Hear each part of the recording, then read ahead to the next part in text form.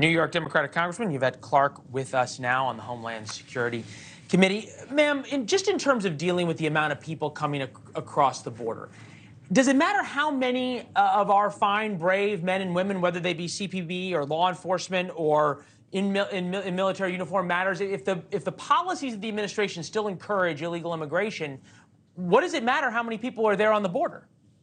Well, I think that, first of all, your premise is not accurate. The administration has been doing everything it can to inform those who are in the process of making a decision to come to our southern border to utilize other tools for seeking asylum in their homes of origin. Now, when people are distressed, they become mobile.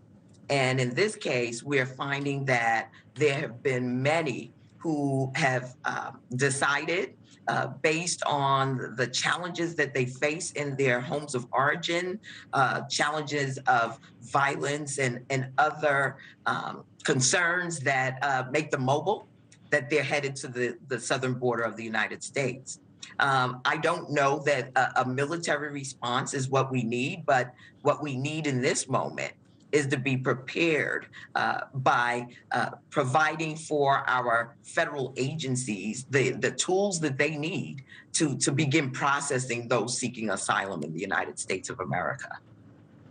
Congresswoman, you recently introduced legislation to regulate AI, artificial intelligence, in political advertisements. Obviously, interference in our elections is something we're all very concerned about. And we hear so much concerns about AI in general. But tell us more about the concerns you have about how AI could impact this upcoming presidential election.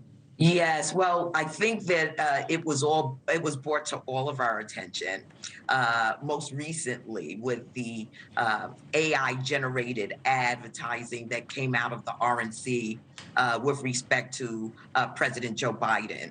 That, this is a technology that in the hands of bad actors could be extremely disruptive to our way of life, to our elections, and can cause panic and cause discomfort in our civil society. So what my legislation would do is simply require, as we do in broadcast and in print media, a disclaimer, so that the American people are aware that what they're looking at is a manufactured, artificial intelligence generated ad that has no basis in reality and truth.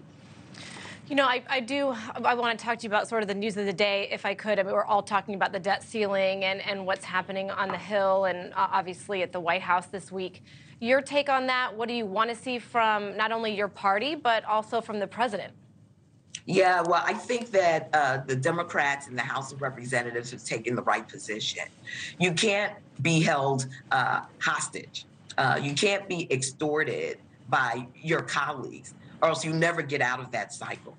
At the end of the day, for many, many election cycles, we have done a clean debt ceiling.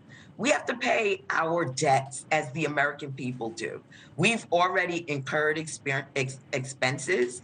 Many of those expenses were generated under our previous president, and we just need to go on and do the right thing and pay our debts, lift the debt ceiling. Now, the arguments and concerns that are held about the budget, we have a process for that, and I think that is a worthy debate. But to link the two at this hour, I think is really it's a disgrace. Again, we're looking at a budget that has been, politicized and weaponized against the American people.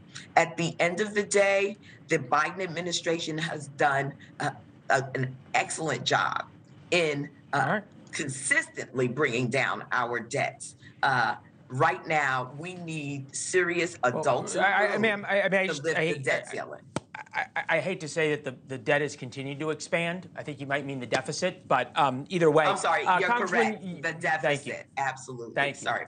All right, Congresswoman Yvette Clarke, we appreciate you joining us. Thank you very much. Welcome back anytime.